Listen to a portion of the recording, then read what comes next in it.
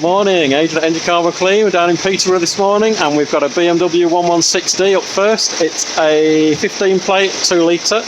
Now this one, no particular running issues with this, got 58,000 on the clock. The owner basically wanted to get it checked out and cleaned up. It's running okay, actually running quite nice. There's a little bit of a rattle just coming from underneath, potentially a very loose exhaust bracket or a heat shield perhaps. Could be just a couple of screws on one of the exhaust mounts. Other than that, pretty sweet actually. No massive amount of bass noise on this. There was a bass purr in the engine when we started and that's pretty much gone now. Nice and crisp sounding. DPF 68 miles since it last regen, nice low back pressure on that, only 8 grams of soot in there.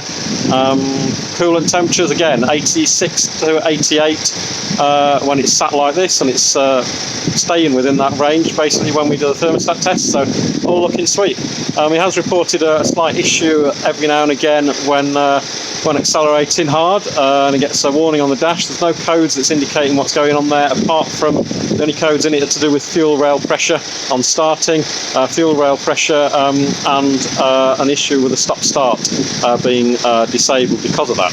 Now that may be related, may not. It's just had a new fuel filter on a recent service, so maybe these are old codes from before then. Keep an eye on that going forward, but otherwise it's running very nicely.